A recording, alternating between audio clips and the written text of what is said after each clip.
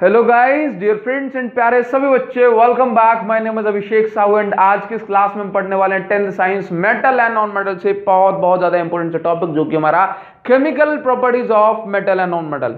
ये मत समझना बोला सर 4 रिएक्शन है, 6 रिएक्शन, 10 रिएक्शन लिखने के बाद उसको थोड़ा थोड़ा समझाएंगे और चले जाएंगे। नहीं, आज आपको वो बताने वाला हूं जो आपके एग्जाम पॉइंट ऑफ व्यू से बहुत ज्यादा इंपॉर्टेंट है। आप उसको मिस नहीं कर सकते, आप उसको स्किप नहीं कर सकते। बोला सर नहीं करेंगे, तो बस यही हम चाहते हैं, ठीक है ना। तो चलिए आज की इस क्लास को स्टार्ट करें, लेकिन एक छोटी सी बात आपको जरूर बतानी है जो आपको सुनना बनता है, ठीक है ना। क्या कि कुछ दिन से, 1-2 दिन से, 3 दिन से कि आप लोगों के लिए वीडियोस नहीं आ पा रही थी, तो उसका मेन रीजन क्या? उसका मेन रीजन ये है कि हमारे कैमरे के सेल्स काफी खराब हो गए थे। नए पेयर को ऑर्डर किया, 5-6-7 दिन लग गए, ठीक है ना। लॉकडाउन पीरियड में सेल्स की जो डिलीवरी थी वो काफी ज्यादा लेट हो गई, तो भाई रिकॉर्डिंग नहीं करेंगे तो वीडियोज कैसे आएंगी, पहली बात। दूसरी बात यह कि इस टाइम में जो है ना हमारी चौक भी खत्म हो गई थी, तो वैसे समझ लो कि बस वो मिल गई, पूरा पैकेट उठा लाए, ठीक है ना। तो अब किसी तरह की इस तरह की आपको प्रॉब्लम नहीं होगी। तो आपका सिलेबस टेंशन ना लेना, आप आराम से बढ़ेगा, स्पीड अप उसको करा देंगे, बूस्ट एकदम दे देंगे उसको। तो आपको जो है ना सिलेबस वगैरह किसी चीज की टेंशन मत लो और वीडियोस आपको रेगुलर मिलेंगे, ठीक है ना। चलिए बात करते हैं, आज की इस क्लास को स्टार्ट करते हैं। तो सबसे पहली बात आपको क्या करना है, नोट करते हुए चलना है। तो पहला पॉइंट याद रखो, पहला पॉइंट सुनो आज की इस क्लास के लिए। मैंने कहा आपकी क्लास में 50 स्टूडेंट हैं, आपकी क्लास में 50 स्टूडेंट, 100 स्टूडेंट, आपकी गली में, मोहल्ले में काफी सारे लोग रहते हैं, ठीक है ना। अब उन लोगों में से कुछ लोग ऐसे होंगे जो छोटी छोटी बात का बहुत जल्दी बुरा मान जाते हैं, कुछ लोग ऐसे होंगे जो लड़ने को तैयार रहते हैं। बोले तूने मेरे बच्चों को मारा तो अब मैं तुम्हारी फिटनेस बनाता हूं, ठीक है ना। क्या होता है भाई, काफी सारे स्टूडेंट, काफी सारे लोग कैसे, बोला काफी सारे लोग ऐसे जो लड़ने को एकदम तैयार हैं, और काफी सारे लोग कैसे जो कहते हैं अरे तू जाने दे यार, अरे तू बोल, मुझसे बोल, मुझे फर्क नहीं पड़ता, अरे तू बोल, मुझे फर्क नहीं पड़ता, आई एम कूल गाय। क्या बोलोगे, मैं तो बड़ा कूल हूं, मुझे फर्क नहीं पड़ता। बोलो स्वैग ही अपना अलग है, तू जितना बोलेगा मुझे उतनी खुशी होगी, तू जल रहा है मुझसे, ठीक है ना। तो 2 टाइप के लोग हो गए, बोला कौन कौन से, एक वो जिनको गुस्सा बहुत जल्दी आया, जो लड़ने को एकदम तैयार बैठे होते हैं, और एक वो बोला तू बोल, अपने हो गया है, कोई दिक्कत नहीं है, तू बोलेगा, तेरी जबान थक जाएगी, तू थक जाएगा, ठीक है ना। तो इसका मतलब क्या बोला, एक हाईली रिएक्टिव, कैसे होते हैं, एक हाईली रिएक्टिव और एक लेस रिएक्टिव होते हैं। कैसे होते हैं, लेस रिएक्टिव। एक बहुत ज्यादा गुस्सा वाले और एक शांत टाइप के लोग। तो किस तरह के आपको पसंद है, क्या बोलोगे, मतलब 2 कैटेगरी हमने बना दी, मतलब एक हाईली रिएक्टिव, एक हाईली रिएक्टिव और एक लेस रिएक्टिव। कैसे, लेस रिएक्टिव। तो भाई जिस तरह की चीजें इंसानों में होती है, नेचर ने, प्रकृति ने उस तरह की चीजें मतलब आप ऐसा कह सकते हो सबके अंदर दी है ना। मेटल का भी यही हाल है कि हमारे सामने कई टाइप के मेटल होते हैं, हमारी धरती पर कई टाइप के मेटल हैं, बहुत सारे मेटल हैं, लेकिन उन मेटल में से कुछ मेटल ऐसे होते हैं जो गुस्से वाले होते हैं, जिन्हें गुस्सा बहुत जल्दी आता है, यानी कि वो हर जगह, जैसे मान लो अगर आप उनको ओपन छोड़ दो, आप उनको कहीं भी छोड़ दो, बोला रिएक्शन बहुत जल्दी करते हैं। क्या करते हैं, बोला वेरी हाईली रिएक्टिव। कैसे होते हैं, वेरी हाईली रिएक्टिव। जबकि दूसरे वाले होते हैं कैसे, बोला एकदम कूल, उनको मतलब नहीं है, बोला तुम मुझे ओपन हवा में छोड़ दो कोई दिक्कत नहीं है, तुम मुझे ऐसे छोड़ दो मुझे कोई दिक्कत नहीं है। अपना तो स्वैग ही अलग है, एकदम कूल गाय हैं। बात समझ गए। तो बोलो मेटल कितने टाइप के, बोला मेटल को हमने 2 कैटेगरी में डिवाइड कर दिया, एक हाईली रिएक्टिव और एक लेस रिएक्टिव। कैसे, एक हाईली रिएक्टिव और लेस रिएक्टिव। तो देखो रिएक्टिविटी के बेसिस पर एक सीरीज तैयार की गई मेटल्स की, किसकी, ओनली मेटल्स की, है ना। मेटल्स की एक सीरीज तैयार की गई, और जो नाम यहां पे लिखे गए आप एक बार इनको अच्छे से पढ़ो, है ना। Potassium, sodium, calcium, magnesium, aluminium, zinc, iron, tin, lead, hydrogen, copper, mercury, silver, gold. ये पूरा का पूरा सीक्वेंस आपको याद रखना है। बोला सर कैसे रखेंगे, आपको ट्रिक बताते हैं। क्या बताते हैं, ट्रिक बताते हैं, ठीक है। तो देखो यहां पर याद रखना, जो सबसे ऊपर है वो हाईली रिएक्टिव है, थोड़ा सा उसको हवा में छोड़ दिया तो आग लग जाएगी उसके अंदर, ठीक है ना। इतना रिएक्टिव है, यानी कि वो बहुत ज्यादा गुस्सा आता है उसको, ठीक है ना। तो कौन है भाई सबसे ज्यादा हाईली रिएक्टिव मेटल, आपसे पूछा जाएगा कौन है, बोला ये पोटेशियम है। कौन, पोटेशियम।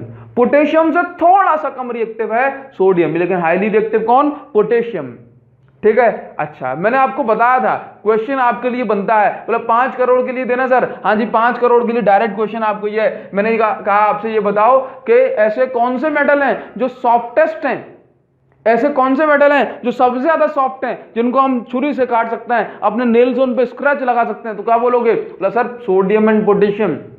क्या बोला था, sodium and potassium are so soft that we can cut even with knife. याद रख पाओगे, अच्छा जी।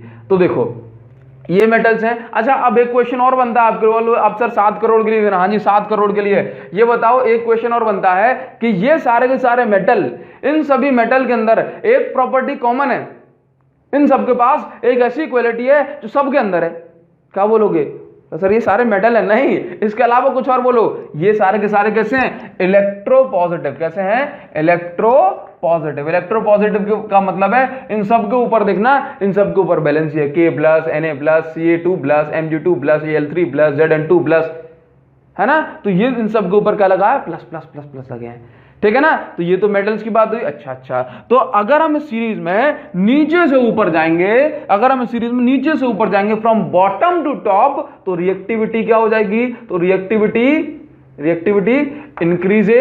Increases from bottom to top in reactivity series. क्या बोलोगे? लिखते जाओ, लिखो इसको। ये क्या है? बी क्या है? From bottom to top in reactivity series. चलिए भाई, अच्छी बात हो गई। तो इसका मतलब अगर हम सीरीज में देखें तो सीरीज में सबसे ज्यादा लीस्ट रिएक्टिव कौन, सबसे कम रिएक्टिव, सबसे कूल का है कौन? स्वैग किसका ज्यादा है? बस सर गोल्ड का। इसको मतलब नहीं है।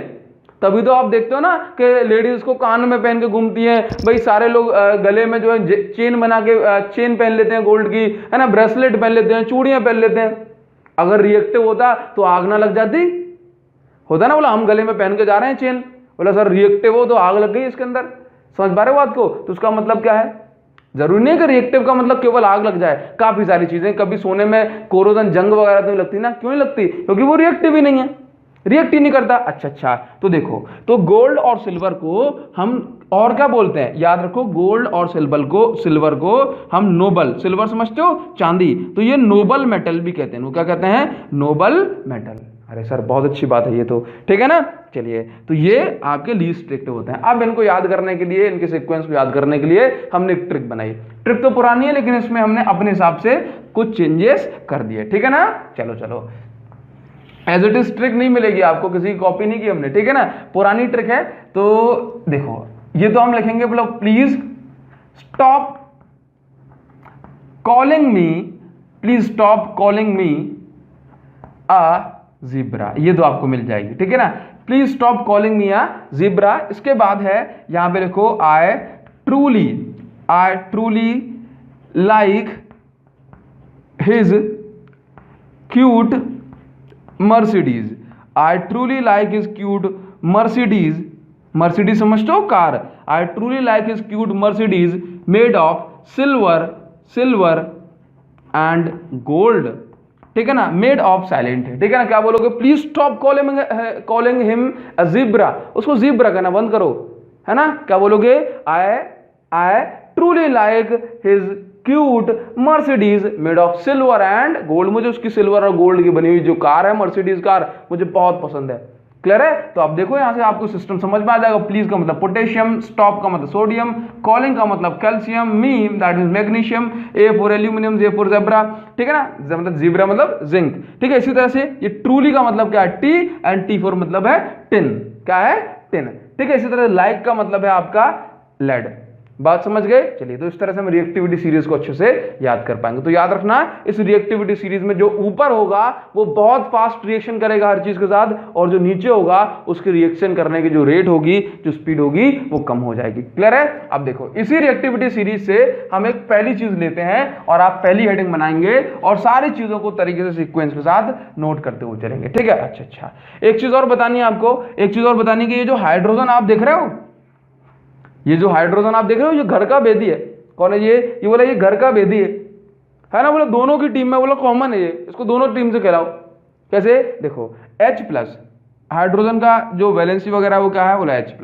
तो हाइड्रोजन के पास मेटल्स के और नॉन मेटल्स के दोनों के कैरेक्टर होते हैं। इस बात को आपको याद रखना। क्या याद रखोगे? बोला हाइड्रोजन के पास मेटल एंड नॉन मेटल दोनों के कैरेक्टर होते हैं, ठीक है ना। अच्छा, तो बोला सर इसको जो है ना इस सीरीज में क्यों लिया? तो सीरीज में इसलिए लिए क्योंकि ये कैसा है? बोले ये इलेक्ट्रोपॉजिटिव है, इसलिए हमने इसको मेटल्स में इंक्लूड कर लिया। तो यहां से अब आप पहली हेडिंग बनाओ, रिएक्शन ऑफ, लिखो यहां पे रिएक्शन ऑफ। ये बोला सर रिएक्शन याद करना जरूरी है क्या? हाँ जी, बहुत जरूरी है। जो हम आपको बात बताने वाले हैं ये बहुत ज्यादा जरूरी है और इंटरेस्टिंग भी, ठीक है। तो घबराओ मत, है ना। लिखो यहां पे reaction of metal with oxygen, एक एक पॉइंट याद कराएंगे, टेंशन मत लो, विद ऑक्सीजन, ठीक है। ये क्या देगा हमें, ये हमें क्या देते हैं, बोला मेटल ऑक्साइड बनाते हैं, क्या बनाते हैं, मेटल ऑक्साइड, मेटल ऑक्साइड, ठीक है भाई। चलिए तो ध्यान दो, हमने कहा केवल सीरीज तो बहुत आसान बात है, लेकिन इसमें कुछ चीजें छुपी हुई हैं। जैसे मान लो मैंने कहा जिंक ने रिएक्शन की ऑक्सीजन के साथ, तो हमें क्या मिल जाएगा, हमें मिल जाएगा जिंक ऑक्साइड, क्या मिल जाएगा, जिंक ऑक्साइड। बैलेंस कर दिया तो ये 2 आ गया और ये भी 2 आ गया। देखो जिंक क्या है, बोला जिंक है मेटल, ठीक है। ऑक्सीजन क्या है, बोला ऑक्सीजन के कारण हमने लगा दिया इसमें ऑक्साइड, तो जिंक ने रिएक्ट की ऑक्सीजन के साथ, हमें मिल गया zinc oxide, that means metal oxide. तो जब हमने इस मेटल ऑक्साइड की स्टडी की, अच्छा वैसे हमने इस तरह से देखो, हमने क्या किया, बोला मेटल ऑक्साइड्स की काफी सारी एक्सपेरिमेंट करने के बाद स्टडी की, जिंक ऑक्साइड की नहीं अकेले, काफी सारे मेटल ऑक्साइड की, जैसे कि लेड ऑक्साइड की, एल्यूमिनियम ऑक्साइड की, और भैया इसमें जो सोडियम ऑक्साइड, फेरस ऑक्साइड, इन काफी सारे ऑक्साइड की स्टडी की। और स्टडी करने के बाद पाया गया कि मेटल ऑक्साइड का जो नेचर होता है, क्या बोला मैंने, काफी सारे मेटल्स के ऑक्साइड की स्टडी की और पाया गया कि मेटल ऑक्साइड का जो नेचर होता है वो बेसिक होता है। कैसा होता है, बेसिक होता है, एसिडिक और बेसिक। तो उसमें से कैसा होता है, मतलब बेसिक होता है। लेकिन कुछ मेटल ऑक्साइड ऐसे भी हैं जिनके पास दोनों नेचर होते हैं। कैसे होते हैं, दोनों नेचर, है ना, that means acidic and basic. वो मेटल ऑक्साइड जो एसिडिक और बेसिक दोनों होते हैं, हम उनको बोलते हैं एम्फोटेरिक ऑक्साइड। क्या बोलते हैं, एम्फोटेरिक ऑक्साइड। आप इसको नोट कर लेना, क्या कर लेना, नोट कर लेना। क्या बोलोगे, मेटल ऑक्साइड को हमने देखा, स्टडी किया, एक्सपेरिमेंट किया और पाया कि मेटल ऑक्साइड का नेचर बेसिक होता है, लेकिन कुछ मेटल ऑक्साइड ऐसे भी होते हैं जिनका नेचर एसिडिक और बेसिक दोनों होता है, उनको हम बोलते हैं एम्फोटेरिक ऑक्साइड। एम्फोटेरिक ऑक्साइड के एग्जांपल हैं जिंक एंड एल्यूमिनियम। क्या बोलोगे, जिंक एंड एल्यूमिनियम। अच्छा मैं ऐसे बोलूं, zinc oxide and aluminium oxide are the examples of amphoteric oxide. आपसे पूछ लिया जाए कि भाई एम्फोटेरिक मेटल कौन सा हो गया, तो क्या बोल दोगे, zinc and aluminium. Amphoteric oxide कौन सी हो गई, zinc oxide and aluminium oxide. Clear है तेरी बात, बहुत अच्छी बात है ना, आप इसको नोट कर लोगे, ठीक है। तो क्या बोलोगे, mostly metals have basic nature, mostly metallic oxide have basic nature, but zinc oxide and aluminium oxide has both acidic and basic nature. अच्छा आपने यहाँ पे एक चीज और नोट करोगे, क्या नोट करोगे, बोले मेटल ऑक्साइड बेसिक होती हैं, जबकि नॉन मेटेलिक ऑक्साइड का नेचर कैसा होता है, बोला एसिडिक होता है। कैसा होता है, एसिडिक होता है। क्लियर है। अच्छा यहां पे इतनी बात समझ में आई। अच्छा देखो अब हम ये समझते हैं कि जो बहुत ज्यादा इंपॉर्टेंट क्वेश्चन बनता है, यहां पे एम्फोटेरिक ऑक्साइड से क्वेश्चन बनता है। अब एक चीज और जरूरी है कि ऑक्सीजन की रिएक्शन से किसी मेटल के साथ अगर हो तो क्या हमें कोई खतरा हो सकता है, बोला सर हो सकता है, खतरा नहीं बहुत ज्यादा खतरा, बोला सर आग लग जाएगी, आग, हाँ जी आग लग जाएगी, है ना। याद रखो कि जब भी मेटल की रिएक्शन, अच्छा कौन सा, जब भी पोटेशियम एंड सोडियम की रिएक्शन ऑक्सीजन के साथ होती है, तो ये रिएक्शन, बात को सुनो मेरी, पहले ये बताओ सोडियम एंड पोटेशियम कहां पर रिएक्टिविटी सीरीज, बोला सबसे ऊपर, टॉप मोस्ट, सबसे ऊपर, तो इनकी रिएक्शन भी कैसे होती है, सबसे ऊपर। बात समझ गए, तो sodium and potassium reactivity series में सबसे ऊपर है, इसका मतलब ये हाईली रिएक्टिव है, ये इतने ज्यादा रिएक्टिव हैं, ये ऑक्सीजन के साथ इतनी फास्ट रिएक्शन करते हैं कि भाई आग लग जाती है। समझ गए बात को, ठीक है। तो उसका मतलब क्या हुआ कि अगर हम सोडियम एंड पोटेशियम को आग लगने से बचाना चाहते हैं तो हमें क्या करना पड़ेगा, कुछ ऐसा इंतजाम करो कि सोडियम एंड पोटेशियम की रिएक्शन ऑक्सीजन के साथ हो ही ना पाए। इसका मतलब सोडियम पोटेशियम ऑक्सीजन के कांटेक्ट में ना आ पाए। तो सोडियम एंड पोटेशियम ऑक्सीजन के कांटेक्ट में क्यों नहीं आ पाएंगे, किस तरह से नहीं आ पाएंगे, तो बोलो sodium and potassium are kept in kerosene oil. इनको हम किस में रखते हैं, इनको हम केरोसिन ऑयल में यानी कि मिट्टी के तेल में रखते हैं, है ना, to avoid contact with oxygen, contact with oxygen. Oxygen के साथ कांटेक्ट ना हो, इस चीज को हमें बचाने के लिए हम क्या करते हैं, इसको केरोसिन ऑयल यानी कि मिट्टी के तेल में रख देते हैं। बोला सर पानी में नहीं रख सकते क्या, पानी में हवा कैसे आ जाएगी, हवा नहीं ऑक्सीजन। देखो पानी में क्या होता है भाई H2O। अब ये तो बहुत रिएक्टिव है, ये तो बहुत लड़ाकू, बोलो छोटी सी बात गई ना तो उसमें लड़ जाएंगे, है ना। मतलब अगर सोडियम पोटेशियम की रिएक्शन अगर ऑक्सीजन के साथ हो जाए तो मतलब ऑक्सीजन के साथ कैसे, बोला H2O में से O निकाल लेंगे, ठीक है ना। यानी कि लड़ाई का बहाना जहां नहीं मिल रहा होगा ना वहां भी लड़ जाएंगे। बोला ये सोडियम ये ऑक्सीजन मुझसे बोला आग लगा देंगे, तो लगा देंगे आग। बोला गोलियां चल जाएंगी, बोला चल जाएंगी गोलियां। बात समझ रहे हो। तो इसका मतलब क्या है कि अगर सोडियम और पोटेशियम को पानी में रखा गया तो पानी की दैट मीन H2O की ऑक्सीजन O में से ये ऑक्सीजन खींच लेंगे और रिएक्शन करा देंगे। बात समझ गए, बात समझ गए इतनी। चलिए भाई तो क्या बोलोगे why sodium and potassium are kept in kerosene oil, तो sodium and potassium are kept in kerosene oil to avoid the contact with oxygen, because sodium and potassium are highly reactive metal. If they react with oxygen then it can catch fire, ठीक है ना। कौन, sodium and potassium catch fire. अच्छा तो यहां से हमारे दिमाग में एक बात बनती है कि सोडियम एंड पोटेशियम जब रिएक्ट किए तो आग लग सकती है ऑक्सीजन के साथ। तो इसका मतलब है कि ऑक्सीजन की रिएक्शन मेटल के साथ हो जाए तो ये तो खतरे वाली बात है, ये तो बहुत बेकार बात है। इसका मतलब ऑक्सीजन जो है ना मेटल का काम बिगाड़ देती है। नहीं, ऑक्सीजन मेटल का काम बिगाड़ती है, नहीं बिगाड़ती। बोला अलग अलग केसेस में अलग अलग रिएक्शन है, ठीक है ना भाई। कोई इंसान आपके लिए बेकार है दूसरे के लिए अच्छा हो सकता है, और कोई उसके लिए बेकार है आपके लिए अच्छा हो सकता है, ठीक है ना। इसी तरह से ऑक्सीजन का खेल है। अब देखो ऑक्सीजन की रिएक्शन कुछ मेटल ऐसे भी होते हैं अगर उनके साथ हो जाए तो उनकी जिंदगी बना देती है। क्या बना देती है, उनकी जिंदगी। जैसे कि मैं ऐसा बोलूं एल्यूमिनियम को ले लेते हैं। क्या, एल्यूमिनियम हुआ, मैग्नीशियम हुआ, ये सारी एक ही जैसी चीज आप मान के चल सकते हो, ठीक है ना। तो हमने क्या ले लिया, एल्यूमिनियम। अब एल्यूमिनियम का यूज बहुत सारी जगह पे होता है। कहाँ होता है, बोला बर्तन बनाए जाते हैं, ठीक है ना। अब जैसे मान लो हमारा जो बोर्ड है, इस बोर्ड की जो फ्रेम है, ठीक है ना, ये एल्यूमिनियम की है। तो एल्यूमिनियम का यूज बहुत सारी जगह, मतलब इंडस्ट्रीज में मशीन वगैरह बनाने के लिए एल्यूमिनियम का यूज किया जाता है, ठीक है। अब देखो क्या होता है कि नॉर्मली जो हमारा मेटल होता है वो मेटल शाइनी होता है। कैसा होता है, शाइनी सरफेस होती है उसकी। आप भी इस चीज को समझते हो, है ना। अगर शाइनी सरफेस है तो उस पर स्क्रैचेस वगैरह लग सकते हैं, ठीक है। और जो है ना एल्यूमिनियम तो देखो रिएक्टिविटी सीरीज में ऊपर भी आता है ना, सबसे नीचे तो नहीं है। तो इसकी रिएक्शन भी हो सकती है, रिएक्शन होगी तो फिर जो है ना कुछ किस तरह खतरा बढ़ सकता है उसकी खुद के लिए, ठीक है ना। जंग वगैरह लग सकती है, जंग लगना मतलब कोरोजन वगैरह हो सकती है। तो देखो क्या होता है कि जब ये एल्यूमिनियम जैसे ही एटमॉस्फेयर में आता है, कैसे आता है, जैसे ही एटमॉस्फेयर में आता है, ठीक है, वैसे ही क्या कर जाता है, ये ऑक्सीजन के साथ रिएक्ट करता है। क्या करता है, ऑक्सीजन के साथ रिएक्ट करता है। और जब एल्यूमिनियम ऑक्सीजन के साथ रिएक्ट करता है तो पूरा जो एल्यूमिनियम, ये मान लो कि जैसे मान लो कि मेरे पास भाई कुछ भी है, ये मेरे पास जो है ना एल्यूमिनियम का एक पीस है, ये सिंपल अभी एल्यूमिनियम है। जैसे ही मैंने इसको बाहर निकाला ये एटमॉस्फेरिक कांटेक्ट में आया,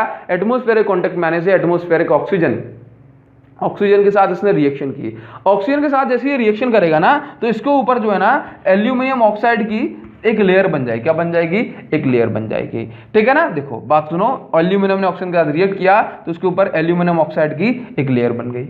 लेयर मतलब छोटी सी परत बन गई। क्या बन गई, परत बन गई, ठीक है। जैसे मान लो कई आपने ऐसा किया कि कभी कभी फेविकॉल वगैरह को अपने हाथ पे चिपकाया हो और एक पतली सी लेयर निकल के आ जाती है ना। तो इसी तरह की एक बहुत थिन लेयर बन जाती है, ऑक्साइड की एक थिन लेयर बन जाती है किसके ऊपर, एल्यूमिनियम के ऊपर। अच्छा ये थिन लेयर क्या करती है, ये थिन लेयर क्या करती है, अब एक पतली सी लेयर बन गई एल्यूमिनियम के ऊपर, है ना। तो जो अपना मेटल है वो अंदर और ऑक्साइड की जो लेयर हो गई वो इसके ऊपर। तो जो एल्यूमिनियम के ऊपर जो ऑक्सीजन के रिएक्शन के कारण जो लेयर बन जाती है एल्यूमिनियम ऑक्साइड की, वो जो लेयर है इसको जो है ना मेटल को स्क्रैच वगैरह आने से, इसका छन्ना दैट मींस जो है ना वियर एंड टियर होने से, और जो है ऐसा बोले कोरोजन होने से इसको बचाता है। तो क्या बोलोगे कि ये जो एल्यूमिनियम ऑक्साइड की लेयर है ये काफी ज्यादा रेजिस्टिव होती है। कैसे होती है, रेजिस्टिव होती है, जो कि इसको किससे बचाता है, बोला इसको कोरोजन से बचाता है, कोरोजन से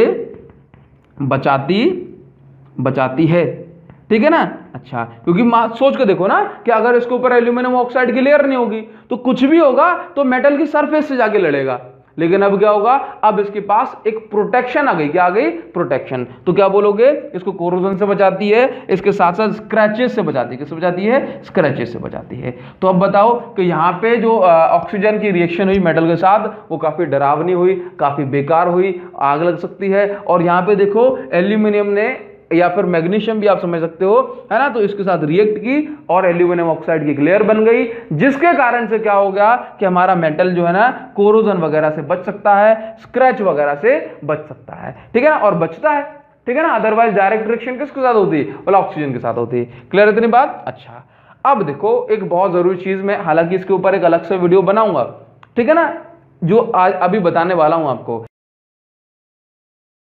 एनोडाइजिंग जो है उसको एक नेक्स्ट वीडियो में कवर करेंगे, 5 मिनट की वीडियो बनाएंगे जिसमें आपको आराम से डिटेल में उसको एक्सप्लेन करेंगे। ठीक है ना। अच्छा देखो, मैं इस चीज को बैठा दूंगा, लेकिन इससे पहले एक छोटी सी बात आप मुझे बताओ कि मैंने आपसे कहा था कि सॉफ्टेस्ट मेटल, वो मेटल जो बहुत ज्यादा सॉफ्ट होते हैं, वो मेटल जिनको केवल नेल से, छुरी से, चाकू से उन पे जो है ना अगर हम ऐसे करेंगे तो स्क्रैच आ जाएगा, है ना, आराम से उसको काट सकते हैं। तो बताओ उन मेटल का नाम क्या है? बोला सॉफ्टेस्ट मेटल। जो मेटल बहुत ज्यादा सॉफ्ट है, क्या बोलोगे? सॉफ्ट मेटल तो हमारे पोटेशियम एंड सोडियम होते हैं। कैसे होते हैं? पोटेशियम और सोडियम हमारे सॉफ्ट मेटल होते हैं। इनको हम जो है ना छुरी से, नाइफ से जो है ना इनसे आराम से कट लगा सकते हैं, काट सकते हैं। सारी बातें याद रख पा रहे हो ना?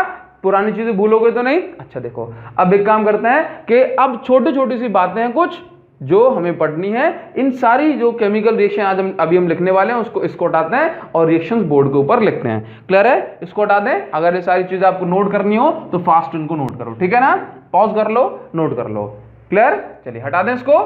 ठीक है। अच्छा तो बच्चों, छोटी छोटी सी रिएक्शंस देखने वाले हैं जो कि काफी इंपॉर्टेंट है और मैं पूरी एक्सपेक्टेशन आपसे करता हूं कि आप इनको नोट करोगे ना।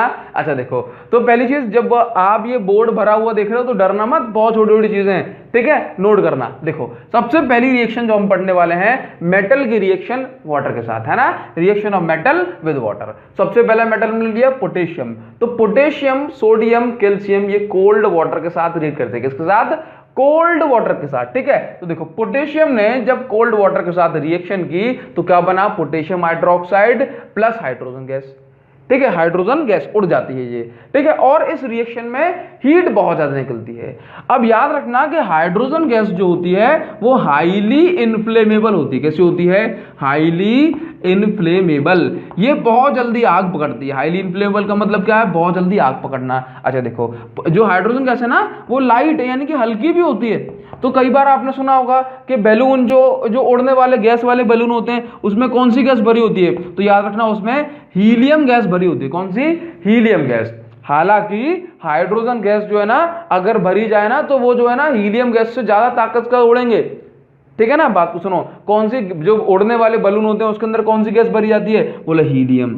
ठीक है, हीलियम से ज्यादा हल्की होती है हाइड्रोजन। तो हाइड्रोजन भी भर सकते हैं, लेकिन हाइड्रोजन क्यों नहीं भरते? क्योंकि हाइड्रोजन गैस कैसी होती है? बोला हाईली इनफ्लेमेबल, इसमें आग जल्दी लग जाती है। क्लियर है बात? नहीं तो क्या बोलोगे? यहाँ से बोलना कि पोटेशियम ने जब वाटर के साथ रिएक्शन की तो potassium hydroxide plus hydrogen gas वहां से रिलीज हुई। अब जो है ना इस रिएक्शन में इतनी ज्यादा हीट निकलती है कि इस हाइड्रोजन गैस में आग लग जाती है। तो हम क्या बोलते हैं कि जब पोटेशियम और वाटर की रिएक्शन होती है तो उसमें आग लग जाती है इस रिएक्शन में। क्लियर है इतनी बात? अच्छा देखो, वो आग किसके कारण लगती है? इसके कारण लगती है। ठीक है ना, लेकिन इस पोटेशियम की रिएक्शन इतनी ज्यादा हुई कि इसमें से हीट इतनी ज्यादा निकली कि आग लग गई। ठीक है, चलो देखो, तो इसके बाद देखो सेकंड रिएक्शन इसकी, मतलब सोडियम की रिएक्शन वाटर के साथ होगी तो सोडियम हाइड्रोक्साइड प्लस आपको जो है H2 गैस मिलेगी। अब सोडियम की रिएक्शन वाटर के साथ होगी तब भी इतनी हीट निकलेगी कि इसमें आग लग जाएगी और हम बोलेंगे भाई सोडियम की रिएक्शन इतनी ज्यादा विगोरस हुई, इतनी ज्यादा स्ट्रांग हुई कि इसमें आग लग गई। ठीक है, तो ये तो हुई सोडियम पोटेशियम की रिएक्शन वाटर के साथ। नाउ कैल्शियम की रिएक्शन देखते हैं पानी के साथ, वाटर के साथ। तो कैल्शियम ने भी किसके साथ रिएक्ट किया? बोला H2O के साथ, दैट मीन ये भी कोल्ड ले लेते हैं। ठीक है ना, तो क्या मिल गया? Calcium hydroxide plus hydrogen gas. Calcium hydroxide plus hydrogen gas, इसमें भी हीट निकलती है लेकिन इसमें इतनी हीट नहीं निकलती कि भाई इसके अंदर जो है आग लग पाए। क्लियर इतनी बात? तो क्या बोलोगे, ये भी जो है ना एक्सोथर्मिक है, लेकिन इसमें इतनी हीट निकलती नहीं है कि नोटिसेबल हो, इसमें आग वगैरह नहीं लग पाती, तो कैल्शियम जो है ना फायर को कैच नहीं करता, कैल्शियम की रिएक्शन इसके साथ बहुत ज्यादा स्ट्रॉन्ग विगोरस नहीं होती। क्या कैसे बोलोगे, लेस वॉयलेंट रिएक्शन होती है। कैसी? लेस यानी कम, वॉयलेंट मतलब जो है ना खतरनाक आप बोल सकते हो। ठीक है, चलिए यहाँ पे देखो, इसके बाद यहाँ पे एक चीज नोट करना, ये नोट करने हैं सारी बातें, ठीक है ना। चलो यहाँ पे नोट करो कि एल्यूमिनियम, आयरन, जिंक ये रिएक्ट नहीं करते कोल्ड वाटर के साथ। क्या? Aluminium, iron, zinc cold water के साथ रिएक्ट नहीं करते, ये रिएक्ट करते हैं स्टीम के साथ। किसके साथ? भाप के साथ रिएक्ट करते हैं। भाप नहीं, भाप, स्टीम के साथ रिएक्ट करते हैं, ठीक है ना। तो क्या बोलोगे, मतलब आयरन ने जब स्टीम के साथ, भाप के साथ, है ना, वेपर्स के साथ, अब वेपर का फॉर्मूला तो वही होगा ना H2O, तो आयरन ने स्टीम के साथ रिएक्शन की तो हमें फेरस ऑक्साइड मिला। क्या मिला? Ferrous oxide. क्या मिला? फेरस ऑक्साइड मिला, ठीक है ना। और यहां से हाइड्रोजन गैस निकली, इतनी हीट नहीं निकल पाती कि यहां पे आग लग पाए। क्लियर इतनी बात? चलिए, तो इतनी हीट कहां निकलती? केवल सोडियम और पोटेशियम में। नाउ आगे बढ़ते हैं। अब देखो यहां पे अब कराएंगे मेटल की रिएक्शन एसिड के साथ। किसकी? मेटल की रिएक्शन एसिड के साथ। यहां पे याद रखो कि भाई हमने कहा कि जब मेटल एसिड के साथ रिएक्ट करते हैं तो क्या मिलता है? सॉल्ट और हाइड्रोजन। ये तो हमने कई बार पढ़ा है ना। एग्जांपल आपको दिया है जिंक प्लस HCl का, क्या बोलोगे? ये सॉल्ट है, ZnCl2 प्लस हाइड्रोजन गैस यहां से रिलीज होती है। नाउ अब देखना मेटल के अंदर जो है कुछ एक्सेप्शंस होते हैं। जैसे मान लो मैंने कहा कि मेटल में से HNO3 की रिएक्शन आप कराओ। किसकी रिएक्शन कराओ? मेटल की रिएक्शन HNO3 के साथ कराओगे तो यहां पे ऐसे सॉल्ट मिला है तो एक सॉल्ट यहां पे भी मिलेगा, ठीक है। यहां पर जो है ना H2 गैस मिली तो यहां पे भी H2 गैस मिलेगी, ठीक है। इसके साथ साथ क्या होगा कि अगर आप HNO3 की रिएक्शन कराते हो तो यहां पे जो है ना NO2 या फिर N2 गैस वगैरह भी मिल सकती हैं। क्लियर है? बात समझ गए कि अगर आपने जो है ना मेटल की रिएक्शन सिर्फ HCl के साथ कराई तो आपको सॉल्ट मिलेगा और हाइड्रोजन गैस मिलेगी। अगर आपने मेटल की रिएक्शन HNO3 के साथ कराई तो आपको सॉल्ट मिलेगा, हाइड्रोजन गैस मिलेगी और इनमें से NO2 मिल सकती है या फिर N2 गैस मिल सकती है। क्लियर है? डिपेंड करता है किस मेटल से रिएक्शन करा रहे हो। नाउ अब जो है ना ये सेकंड वाला केस है, ये स्टार में लगा लेना, इसको स्टार लगा लेना। अब HNO3 के साथ रिएक्शन होती है तो हमें ये भी मिलना चाहिए NO2 और N2, लेकिन कुछ एलिमेंट ऐसे होते हैं जैसे कि आपका मैंगनीज Mn से रिप्रेजेंट करते हैं। कैसे? Mn से, ठीक है। जैसे कि आपका मैग्नीशियम Mg से रिप्रेजेंट करते हैं। तो जब ये मैग्नीशियम और मैंगनीज HNO3 के साथ रिएक्ट करते हैं तो केवल सॉल्ट और हाइड्रोजन गैस मिलती है हमें, ये हमें नहीं मिलती। तो ये रिएक्शन है, सॉरी ये आपका एक्सेप्शन है। क्या है? एक्सेप्शन, रेयर केसेस हैं। क्लियर है? तो यहाँ पे इतनी बात हुई। अब देखो यहाँ पे एक छोटी चीज और, आप यहाँ पे हेडिंग बनाओ और लिखो इसी के अंदर कि मेटल जब सॉल्ट के साथ रिएक्ट करते हैं तो फिर जो है ना डिस्प्लेसमेंट रिएक्शन भी होती है। क्या होती है? Displacement reaction. तो आप यहां पे लिखो metal react with salts to show displacement reaction, ठीक है ना, रिएक्शन। जैसे कि एग्जांपल दें, एग्जांपल है आपका Fe ने रिएक्ट किया CuSO4 के साथ तो फिर क्या मिल गया? तो फिर देखो Fe ने रिएक्ट किया CuSO4 के साथ। अब रिएक्टिविटी सीरीज में देखो ऊपर कौन है? कॉपर या आयरन? तो चेक करना, आयरन ऊपर है तो उसका मतलब आयरन ज्यादा ताकतवर है। तो आयरन कॉपर सल्फेट से सल्फेट को छीन लेता है तो क्या बन जाएगा आपका FeSO4 प्लस आपका Cu। तो मेटल ने सॉल्ट के साथ रिएक्शन की तो देखो यहां पे क्या हो गया? डिस्प्लेसमेंट रिएक्शन हो गई। क्या हो गया? डिस्प्लेसमेंट। ये भी सॉल्ट है और ये आपका मेटल है, लेकिन हुआ क्या? ये डिस्प्लेसमेंट रिएक्शन यहां पे हो गई। अच्छा, एक चीज नोट करो। अब यहां पे जो है ये सारी प्रॉपर्टीज हमने जो हमारे क्लास के लिए जरूरी है, ये सारी प्रॉपर्टीज हमने जो है ना किसकी पढ़ ली? मेटल्स की पढ़ ली। अब नॉन मेटल की इतनी सारी प्रॉपर्टीज हमें नहीं पढ़ना। नॉन मेटल की हमें सिंपल एक दो प्रॉपर्टी पढ़ना, एक प्रॉपर्टी हम कहेंगे, ठीक है ना। तो आप हेडिंग बनाओ नॉन मेटल। क्या बनाओ हेडिंग? Non metal. तो नॉन मेटल में क्या लिखोगे? Non metal. तो लिख देना कि नॉन मेटल कोल्ड वाटर के साथ, या फिर मैं ऐसा बोलूं नॉन मेटल, ठीक है ना, आपके एसिड के साथ, जो हमारे डाइल्यूट एसिड है, हमारे एसिड के साथ, इसके साथ साथ जो है ना वाटर के साथ रिएक्ट नहीं करते। लिख लो इनको, क्या बोलोगे कि नॉन मेटल जो होते हैं जैसे कि प्लास्टिक वगैरह, हमारे वुड वगैरह, ये एसिड के साथ वाटर के साथ रिएक्ट नहीं करते। लेकिन अगर हम नॉन मेटल्स को हीट करें, क्या करें, हीट करें, तो क्या हो जाएगा, ये ऑन हीटिंग, क्या बोलो, on heating, on heating non metals react with oxygen, react with oxygen, oxygen, यहां पे लिखो ऑक्सीजन एंड कॉन्सेंट्रेटेड एसिड, है ना। जब हम इसको हीट करते हैं तो ये ऑक्सीजन के साथ और कॉन्सेंट्रेट जो कि स्ट्रॉन्ग एसिड होते हैं, मतलब कॉन्सेंट्रेट का मतलब उसमें पानी कम होता है, उन एसिड के साथ रिएक्ट कराएंगे तो फिर क्या होगा कि भाई ये आराम से रिएक्ट कर जाते हैं, ठीक है, फिर कोई दिक्कत नहीं है। तो क्या बोला हमने, जैसे रिएक्शन कराया आपको, सल्फर की रिएक्शन हुई किसके साथ, बोला H2SO4 के साथ, ठीक है ना। तो हमें मिलता है यहाँ पे SO2 प्लस आपका जो है ना H2O। क्लियर है, यहाँ पे देखो, तो ये अगर ये हीटिंग करने पे ऐसा हो जाता है, अगर आप इसको बैलेंस करोगे तो आपका जो ये इस तरह से आ जाएगा। क्लियर है, ये 4 अच्छा ये देखो, ये क्लियर है, ठीक है ना। अब सारी चीजें ठीक है, देखो तो ये क्या हुआ, बोला सल्फर ने रिएक्शन कर ली किसके साथ, सल्फर ने रिएक्शन कर ली आपके जो है सल्फ्यूरिक एसिड के साथ। ये कैसा है, कॉन्सेंट्रेटेड, तो जो है ना हीटिंग करने पे ये रिएक्ट कर जाते हैं, अदरवाइज ये रिएक्ट नहीं करता। क्लियर, इतनी बात समझ गए। चलिए, तो इस तरह से जो है ना, इस तरह से हम जो है काफी सारे रिएक्शंस को पढ़ सकते हैं, अच्छे से याद कर सकते हैं, ठीक है ना। ठीक, तो देखो आज की इस वीडियो के लिए इतना रखते हैं, नेक्स्ट वीडियो में आपसे फिर मिलेंगे, लेकिन इस बार जो है ना 5-5 मिनट की भी कुछ वीडियोस आएंगी, आप उनको अच्छे से देखोगे। क्लियर है, ठीक है। मैं उम्मीद कर रहा हूं कि आपको समझ में आया होगा। अगर समझ में आया तो कमेंट करके मुझे बताएं, मुझे बहुत ज्यादा खुशी मिलेगी कि कम से कम कुछ चीजें आपके दिमाग में गई। Thank you so much, thanks a lot, ठीक है।